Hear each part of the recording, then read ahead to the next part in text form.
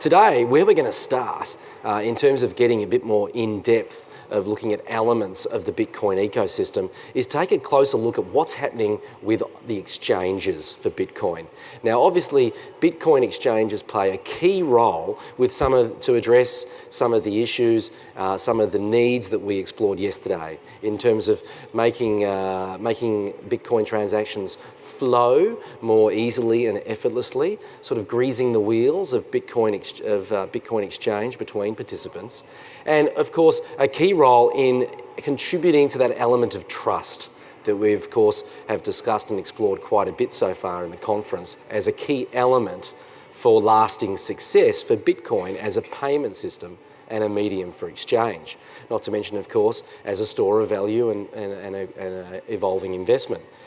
So today we're delighted to have Kevin Salter joining us, and Kevin has more than 2 years experience in the Bitcoin industry with particular experience in the space of Bitcoin exchanges, and that's the area he's going to focus on today. Kevin joins us from Vancouver, Canada, and he plays a key role in a Bitcoin exchange platform called BEX, which you can find at bex.io. Now, Kevin's going to elaborate more on what BEX is doing, but essentially it's a white label platform for Bitcoin exchanges. So it's providing a platform for other organisations to establish exchanges using an existing platform, but obviously being able to rebrand, reposition that to meet certain market needs, perhaps certain market niches. So today, Kevin's going to explore from his perspective as a senior software engineer, a front-end developer who very much focuses on user experience, user interface.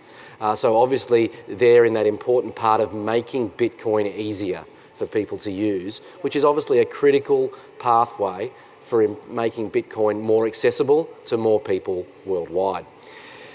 Exchanges play a key role, and Kevin's going to explore that for us today. So a great day's start. Please join me in welcoming from Vancouver, Canada, Mr. Kevin Salter.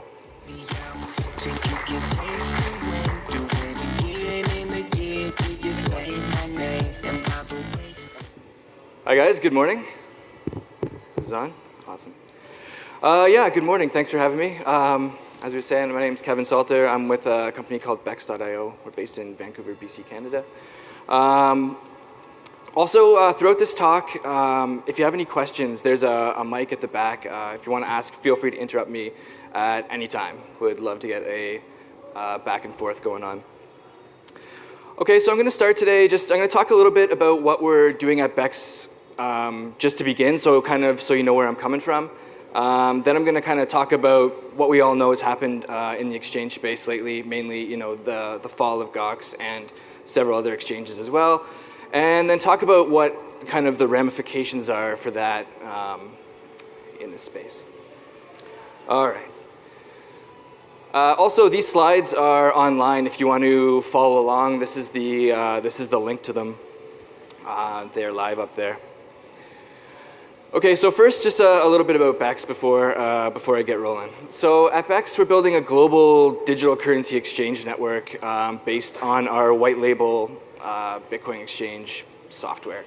So essentially, we build the tech stack, take care of everything technology related, and then we look for partners in different countries to partner with to create a very localized something. We are now officially open for the Trading Property and Franchise Expo. That's good to know. Okay, so basically we're doing the entire technology stack from the user interface, the software, down to the server side, down to the hosting, everything, and we're looking for partners in different countries to help us kind of create a very optimized, localized exchange in these different regions. So that's the vision. Eventually, as we get all of these exchanges up, they would kind of form their own network and have a bit of a global shared liquidity pool, which is kind of mutually beneficial to all, all exchanges in the network. And just quickly, last thing about BEX, this is what our business model looks like. So we do everything tech related, and for partners in different countries, we're looking for people who already have local marketing channels, already have local banking relationships, and have the kind of regulatory stuff down as well. Like we require a money service license from our partners and those kind of things, to ensure complete compliance. And our business model as of now is just a split on transaction fees. Okay, so that's Bex, that's where I'm coming from. Let's talk about the space a bit and what's gone on. So yesterday we talked a bit, everyone knows about what happened at Mt. Gox. In early February they stopped processing withdrawals. Eventually we came to find they had lost somewhere around 850,000 coins. And really Gox, the fall of Gox is generally, as we talked about yesterday a bit as well, seen as a very kind of a positive thing. People welcome this idea. And really Gox is just one of a handful of exchanges that have failed in the space for one reason or another.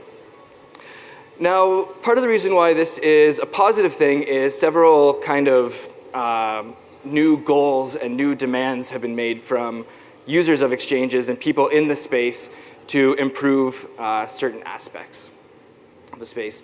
Right after Gox collapsed, if you haven't seen this blog post came out extremely quickly after Gox had announced what had happened to it.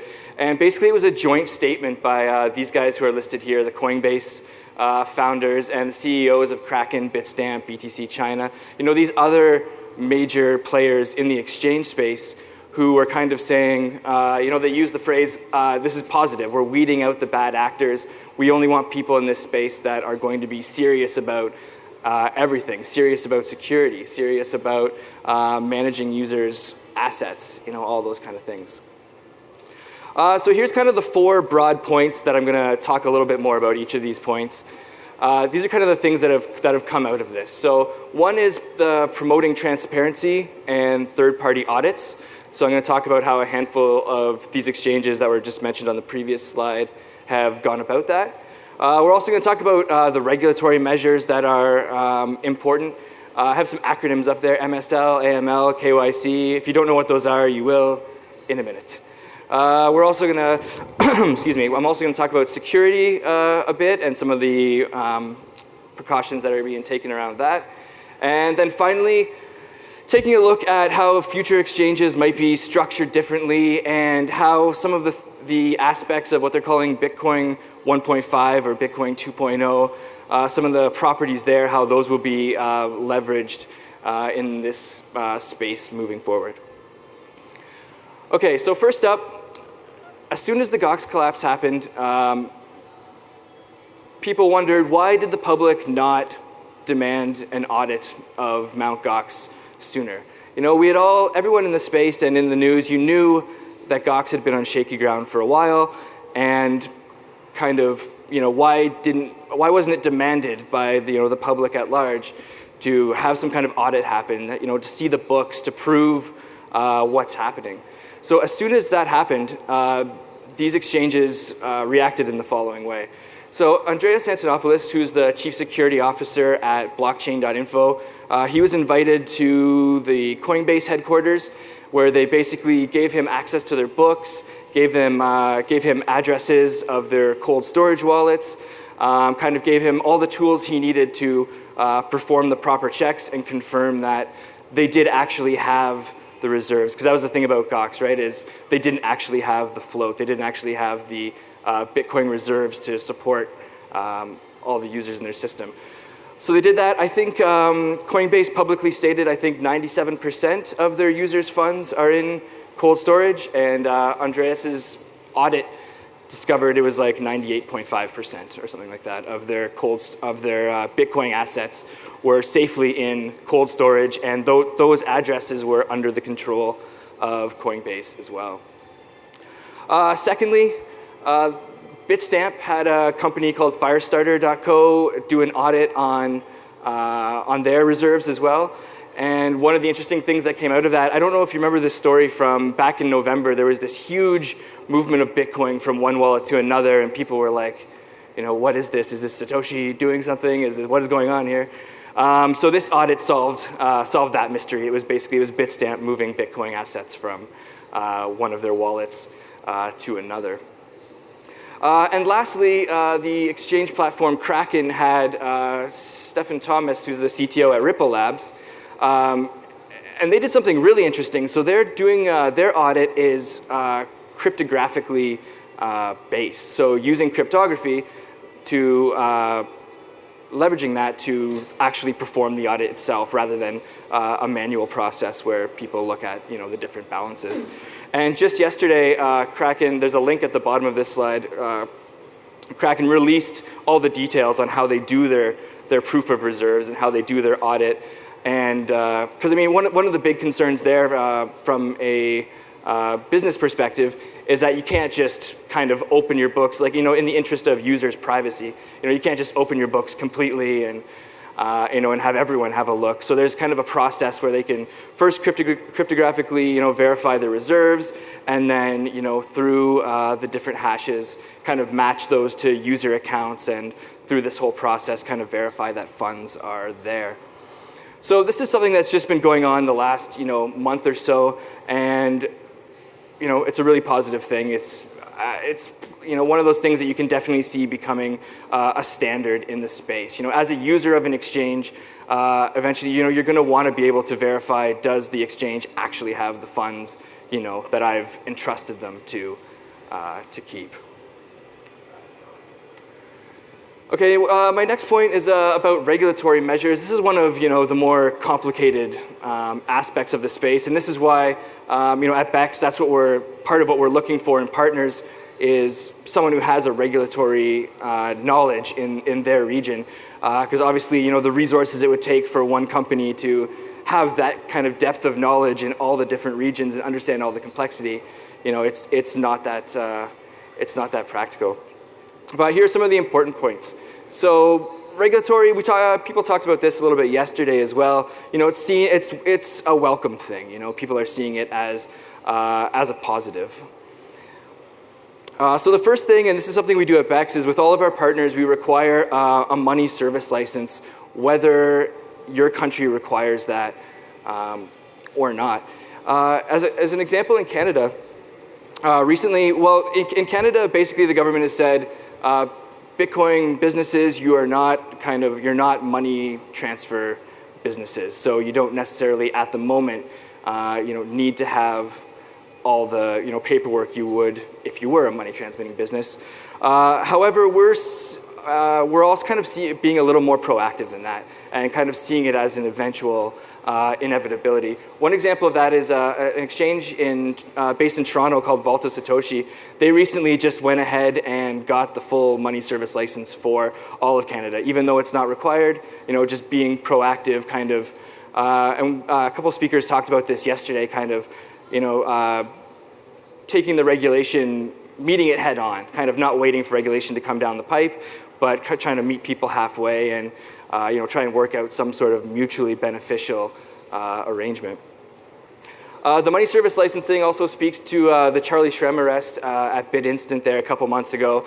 Essentially, there were a lot of things around that whole situation, but essentially what it came down to is BitInstant's money service license had a cap for daily transfers, and that cap had been exceeded a couple times. BitInstant had allowed kind of that cap to be exceeded, and that was kind of the beginning of the trouble for that whole situation. And you'll see this a lot in the news as well. It's interesting if you're trying to move into the US in the exchange space, you need a money service license for all 48 of the contiguous states. So in each state, you need to have an individual license, whereas in other places, you can just have a money service license that covers the entire country. So you'll see there's a lot of friction there, and you'll see a lot of people kind of trying to overcome that problem as well. Another aspect to the regulatory that was, again, talked about a little bit yesterday was the kind of, so AML, anti-money laundering, and KYC, know your customer. Basically, the idea that you need to, before you can use the exchange, you need to provide some sort of proof of who you are, be it a driver's license, an address, your passport number, that kind of thing.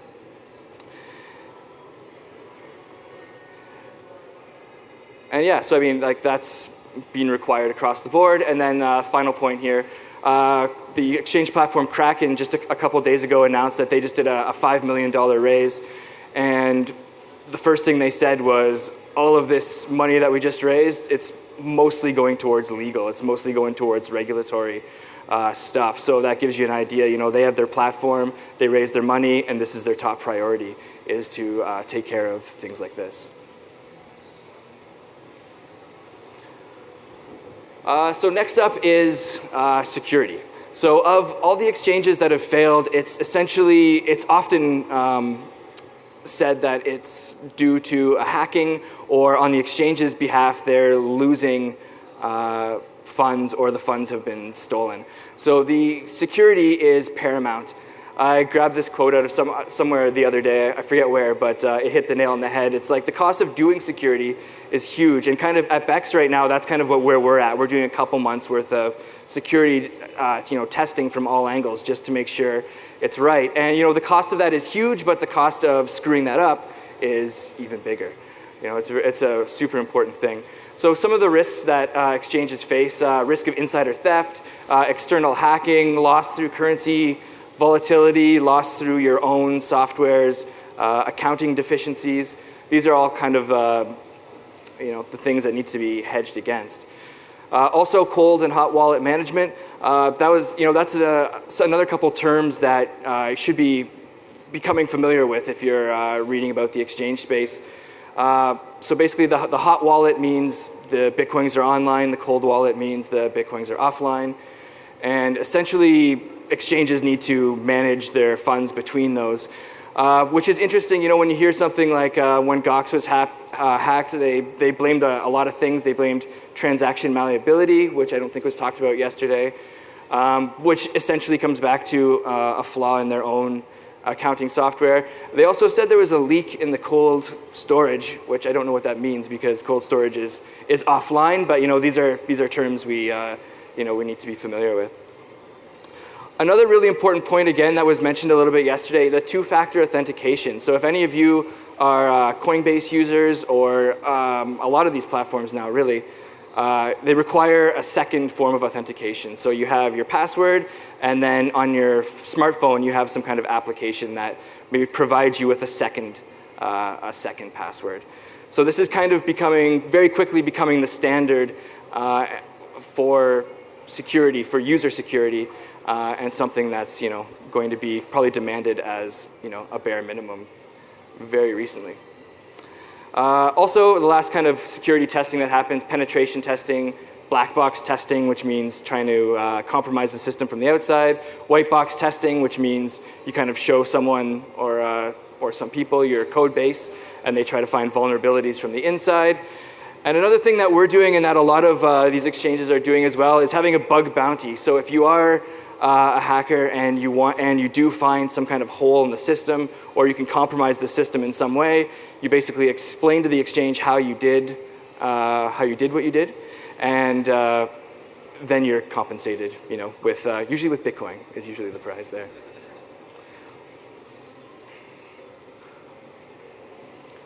Okay, so that's kind of an overview of what maybe you might already be familiar with and kind of what's bubbling right now. So next up is, what does all that mean? How do we progress from there? How do we improve that situation? So here are some ideas for what the exchange space might look like kind of in the next few months here or in the near future. So we're starting to see larger exchanges like your Bitstamps, BTC China, etc. The larger global ones become more of like a wholesaler. It's kind of interesting right now that users try to interface with those larger exchanges regardless of what country they're in, on an individual level, which creates a lot of issues, especially with liquidity, trying to get your funds into the exchange, trying to get your funds out of the exchange. It can take days. What we're starting to see is these larger exchanges become more of like wholesale liquidity providers in a way. So that's where like the price discovery of what a Bitcoin is worth might happen in that space. And then on a more local level, you'll start to see exchanges as kind of our retailers, where their main goal is to facilitate adoption, make exchange super easy, basically get liquidity happening much faster than it already is, right? You want to get your fiat currency into Bitcoin, you want to get it back out again, and you don't want to wait a few days in the process, and you want to deal with an exchange that's specialized and localized to wherever you are, whatever country you're in, wherever you happen to be. So that's something that's coming down the line. This next article that I've linked to, if you get to the slides and you link through there, it's this really long article. It's called Don't Get Goxed, appropriately. And it's where Ken Griffith writes about using something he calls the 5-party models. So right now we have, when you put your funds into a third-party exchange, you're trusting them, right? You're trusting that they're going to take care of your assets, and it's basically just a straight-up, one-to-one relationship. There's no kind of buffer there. So if the exchange does go bust, then your assets are gone. I'm not going to go too deep into what he means by the 5-party models here. It's a really long article. It's really a really good read if you want to check it out. But essentially, what he is suggesting is that the responsibilities get separated. So you have an issuer, you have a trustee, you have a manager, you have the public as an auditor, and no single person bears the entire responsibility of the assets security. That article also mentions Bex at bex.io and kind of explains where we might fit into that model as well. And the last point on my slide here is really interesting. This is some really cool stuff that's coming down the pipe that I'm very excited about. The idea of leveraging multi-signature wallets, multi-signature transactions, and using that that aspect of the Bitcoin protocol to mitigate risk and create some really interesting scenarios that I want to talk about next year. So first of all, this is what your conventional or your typical Bitcoin wallet looks like. The first address up there. So it begins with the number 1. You have one public key and one private key. So those are the type of wallets we're all used to right now. And that's why, if your private key is compromised, then it's game over, right? All of your funds can move wherever the person who holds the private key would like them to go. Multi-signature wallets, an address might look like the one below. It begins with the number 3, and you have one public key and 3 private keys. So 3 private keys for this one kind of Bitcoin address. So what this allows you to do is some really interesting stuff. So first I kind of want to explain this scenario, this kind of 2 of 3 escrow. So you have a multi-signature wallet, there's 3 private keys, and essentially you need 2 of the keys to sign a transaction for a transaction to go through. So here we have a situation. We have Alice who has some money, and she's going to move some Bitcoin. And let's say she wants to buy Bob's camera. Like, let's say this could be, like an eBay situation or even over Craigslist or some kind of, however you want to structure this, this kind of sale. So you have Alice, you have Bob, and basically now we need some kind of third-party arbitrator. We need another person to create the third aspect of this transaction. So we have our arbitrator right here. So here's how this transaction might look. So we have a multi-sig wallet in the middle. So let's say Alice is going to create this multi-sig wallet, and she's going to populate that wallet with funds. She's going to give one of the keys to the arbitrator and one of the keys to Bob. So now they all have a key, and Alice populates the wallet with the funds. Now, before Bob sends his camera, he can go onto some sort of blockchain explorer like blockchain.info. You can type in the address, and he can see that the actual funds are sitting there, like in escrow. Right? So the funds are sitting there. The wallet has been populated with the Bitcoin. So Bob goes ahead and sends his camera over to Alice. If Alice receives the camera okay, then she can create Bob can create a withdrawal from the multi-sig wallet for the amount that he's owed for the camera. And if Alice has received the camera okay, she can sign it as well, and then we're done. You have the 2 signatures, and that can happen. If something were to go wrong, if there were to be a dispute, then, in that first situation, you don't even need the arbitrator. They're just there.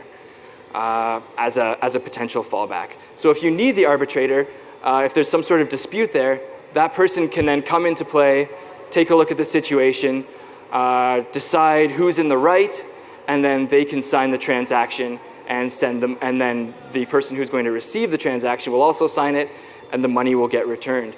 So what's interesting here, something we got asked about a little bit yesterday as well, people were like, when you send Bitcoin right now, what happens if you click the button twice? What happens if you send the money twice? Well, it goes twice, right? And the only way to get it back is to ask the person you sent it to nicely to send it back, the second transaction back to you. Well, in this scenario, we get something really interesting happening where even though we're using Bitcoin, we have a little bit of protection there, and we can also do like a charge back, okay? So we can have a third party, a trusted third party that can manage that. Another cool thing about this situation is, one, the arbitrator is voluntary. So like I say, if everything goes fine, the arbitrator is not even needed. So your fees there are zero because that person was not needed. And then if the arbitrator is needed, maybe they take a percentage. So let's say Alice is spending 20 bucks on this camera and something goes wrong and they need the arbitrator. Well, maybe the arbitrator does his arbitration, and maybe he takes $1 and sends 19 back to Alice. So just because his services were needed, he can be compensated in that way. Another cool aspect of this is the arbitrator position is completely modular. So it could be anyone. So you can, and so instead of a situation like, with PayPal, for example, where PayPal is always the arbitrator, no matter what, regardless of the nature of the transaction. In a situation like this, the arbitrator, as long as it's mutually decided on by the two people, can be whoever the most appropriate person is for that job. So maybe you just need a simple PayPal-like experience. Maybe the transaction is involving virtual goods, and you need someone who's involved from whoever's selling the virtual goods platform. They can verify that the actual virtual goods were sent. It could be anyone, right? Whoever is mutually decided on, the control is completely up to the users themselves. Okay, so that's cool, but here's how you might, oh, yep, go ahead. We'll just grab the mic back here. Hey, can you just jump back to the last slide for me, Yeah, please? sure. So if Alice has created this multi-signature wallet, and Alice has got all three signatures, you said that she gives one to the arbitrator, one to Bob. What's to stop Alice putting the money up there, as soon as Bob sends his camera, takes the money back out again? Right, great question. So to populate the wallet, you just put the funds in, but whenever there's a withdrawal transaction from the wallet, it requires 2 signatures. No, they would be, the keys would be distributed. So you'd have, essentially, you'd need kind of a third party to kind of distribute those keys. Like the keys would be created, not like on Alice's like home computer, they'd be created in a third party area and then distributed that way, yeah. It would be, yeah, however, I mean, this stuff is not like completely in practice yet, like, and even to the point where, miners, most miners either can't or have trouble even processing multi-signature transactions at this point. So the actual, like the detailed logistics of it are still, the jury's kind of out, or not jury's kind of out, but, those are still being completely established, but essentially that's how it would work. Yeah. Cool, so now applying that idea to the exchange space gets really interesting. So the thing I mentioned a minute ago, right now, when you put all your assets on an exchange, it's complete counterparty risk, right? You have nothing but counterparty risk. Your funds are at the mercy of whoever's operating the exchange. So here's another idea for how we could mitigate that risk on all fronts and avoid funds being stolen, avoid fraud, and avoid coins getting lost. Okay, so imagine this. So you have your own multi-sig wallet now, and you've generated 3 keys for this address. Let's say you keep 1 key on your computer as you normally would do now with your typical Bitcoin wallet. Let's say you put 1 key in a safety deposit box in the bank, and then the 3rd key, you find some sort of service provider And CryptoCorp is a name of a company that's working towards this right now. So you put your third key with a company like CryptoCorp, and they would basically act as your oracle or your trusted source to help you sign transactions. So essentially, whenever you make a transaction, you sign it with your key, and then the oracle or the trusted party would also sign it if they see that the transaction looks legitimate, and then that's how your funds get spent. It requires those two people to sign it, and if anything ever happens to CryptoCorp or your third party, well, you have your third key in the safety deposit box in your bank, so you can always, if you wanted to go and get that out, you could always force the transaction to go through that way. So the funds are never in anyone's control but your own, and the risk of loss or theft, or accidental payment is significantly mitigated. So there's two things I want to elaborate on that CryptoCorp is doing that's really interesting, again, directly related to the exchange space. So they are creating a hierarchical deterministic multi-signature wallet. So that's a bit of a mouthful. If you're familiar with HD wallets now, hierarchical deterministic wallets, essentially you have one seed that all of your addresses, all of your keys are created from, whereby if your computer crashed and broke and that's the only place you had your keys, this seed could regenerate all of your keys. And that's how those wallets look. And so they're bringing the multi-signature aspect to that as well. So what that essentially means is you can have multiple multi-signature wallets for your account. So right now, with your typical Bitcoin wallet, you can generate as many receiving addresses as you want, right? It helps with keeping things even more anonymous and helps you, organize how you're receiving your transactions and who you expose your address to. And that's what they're kind of doing with the HDM wallet, is bringing that functionality to the multi-signature aspect of things. And the second point that's super interesting is kind of a bit of what I was just talking about a second ago. So if you trust, a company like CryptoCorp to be your third-party signer of transactions, like the oracle as they call it, basically you have CryptoCorp. When you make a transaction, similar to like when you use your credit card, if the credit card company sees that this is a suspicious transaction of some sort, they're either going to call you or they're going to put a stop on that transaction or what have you. In this case, we're basically taking that idea and then applying it to with cryptography and the multi-signature feature. So at CryptoCorp, you can set up your own guidelines for how you want your transactions to be looked at.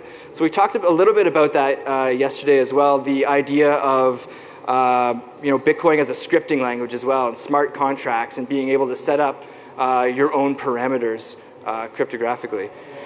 So that's what you would do on CryptoCorp. So when you make a transaction, they're going to take into account some things. They're going to look at your account history. Does this look like a typical transaction that you would do? Is there some strange frequency going on with your transactions? Is it a particularly large transaction for some reason? So similar as you would have with the credit card company, you have these guys monitoring your transactions. However, the big difference is how those red flags are handled. So here you kind of have, they basically assign a risk score to your transactions as they see them happening. If it's low risk, the transaction just goes through.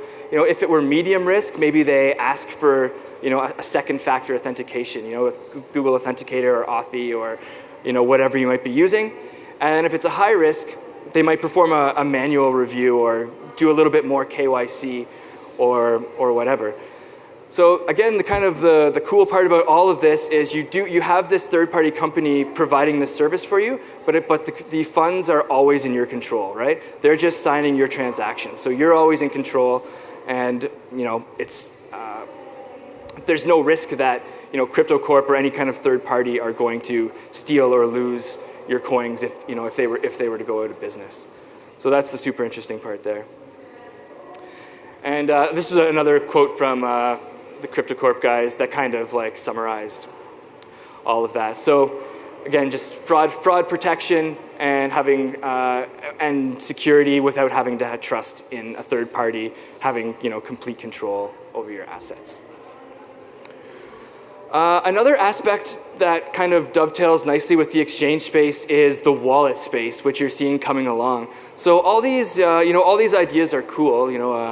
Multi-sig, and you can have multiple addresses, and all these things.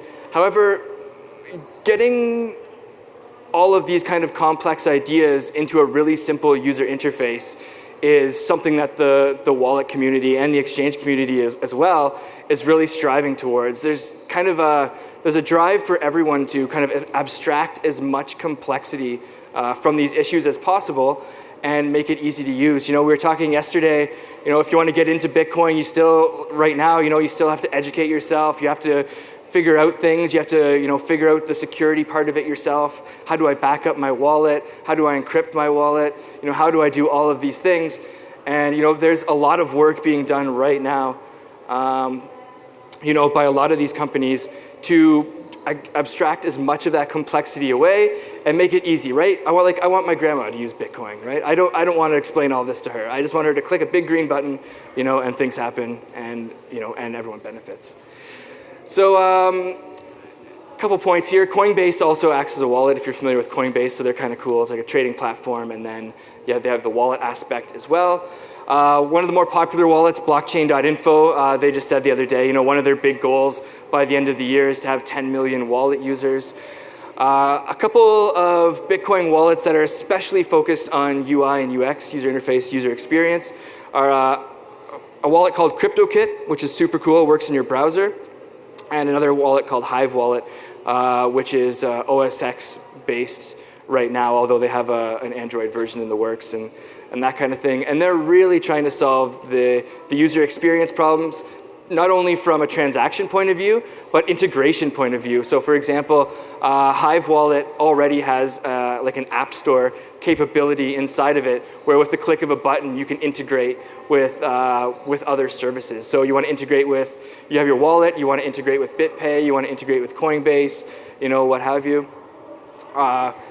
Those kind of abstractions and those kind of like one-click solutions are a big part of what's getting worked on right now. Cool. I believe that's it. Yeah, so there's the link to the slides again. And yeah, that's about it. So if you do hit up the link to these slides, everything you saw in blue up here was a link, and I have a references section as well if you kind of want to follow up on any of those ideas I talked about. Cool. So that's about all I have for you today. Thank you very much. Do we have time for a couple questions? Sure. We can grab the mic up front here. Thanks. Just on the multi-sig hierarchical wallets, I just wanted to know, maybe you can answer this. The different branches of the hierarchy, are they identifiable and detachable? That's what I understood to be one of the features of it, but I don't quite see how that works in practice. I mean, they each have some index or some sort of way of identifying that branch? Right, yeah. Basically, through like all of the cryptographic hashes, there's a way to trace everything. Hierarchical deterministic wallets they're super complex. I mean, there's even there's an aspect to them even called like the master public key, which can regenerate all your public keys but not your private keys. So it does have that modular kind of aspect to it. But yeah, that's essentially the idea, is that you have one seed phrase or passphrase, and then that's encrypted, and then all of your pieces are created from that. So essentially, they are all connected via hashes, like the Merkle tree. And is that you're talking about BIP32, that particular? Yeah, that's right. Yeah, there's essentially two kinds. There's the Electrum wallet, and then there's the BIP32. Okay. And do you know of any implementations of these that are considered good? Not at the moment. These things are kind of all, like, there's a lot of people working on it, but there's nothing, fully out there yet. It's very much kind of a thing that's coming down the pipe right now. And people are working on it in, a lot of different capacities. If you check out the CryptoCorp site, they have some really good, they have kind of, not a white paper, but they kind of have a really cool, step-by-step explanation of a lot of the stuff on there. That's really great. totally. Thanks for the question. Thank you. With multi-sig wallets, there's really no need for exchanges to hold any amount on deposit. How long before you can exchange between different coins, wallet to wallet, without going through an exchange, or having some sort of exchange platform, but without them holding any coin on deposit? Okay, you mean like from a Bitcoin to some kind of altcoin? Well, if I have a Bitcoin wallet and a Litecoin wallet, Okay. and somebody else also does, and I want to trade Bitcoin for Litecoin, with the multi-sigs, can we do that wallet to wallet instead of? Oh, I see what you're saying. Where I deposit Bitcoin onto his wallet, he deposits Litecoin onto mine. Right. Well, I mean, essentially, you would still have some sort of exchange mechanism in between, right? So, but this, the multi-sig aspect could, automate this procedure a little bit more, and and again, in a way, decentralize it, because that's another interesting thing about the whole exchange space is you have this amazing decentralized currency in Bitcoin, and then you have all these really super centralized, exchanges dealing with it. It's, conceptually at odds, right? But we could, start to go that direction where, you have that exchange in the middle, and it's a little more automated, due to the, multi-sig capabilities. Totally, yeah. Thanks for the question. Cool. Hi, if you had a multi-sig wallet with n private keys, would you always need n take one private keys to authorize a transaction, or would you need like a majority of those private keys? That's a good question. So right now, the 2 of 3, it's interesting. Like there's a few different combinations of multi-sig wallets that you could, in theory, do. Right now, kind of 2 of 3 is the first permutation of that. I mean, you could also do a 5 of 7. You could do a 3 of 3 as well. There's a lot of different combinations on how you could do it. So right now, 2 of 3 just seems to be the most useful in terms of kind of the model I spoke about. And that, I guess your question kind of links to, so multi-sig will also, I'm predicting, find a really nice home when integrating with smart contracts and that kind of thing as well. So as far as, setting up the parameters by which the Bitcoin assets move, that's going to, become much more in the control of the user. I was reading something the other day where they were predicting when this multi-sig stuff comes to fruition, the question's not going to be, where do you hold your Bitcoin? Because that answer is always going to be with yourself. It's always going to be, what are the parameters of this contract? What are the parameters? What are the deposit withdrawal restrictions on this wallet, on that wallet, as you move your money around? So does that kind of answer the question? Yeah? Cool. Great. Thanks a lot. Cool. So I think we're good for now. One more question, or?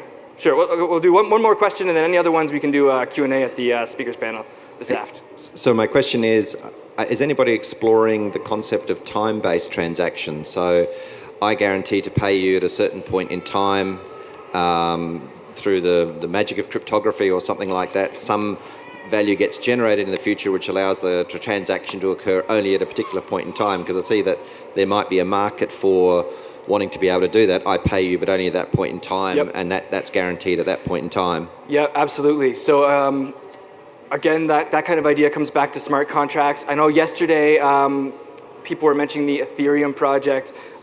This is where those guys are going to come in as well. The smart contract idea, where you could set times when you want funds to be released. For example, like.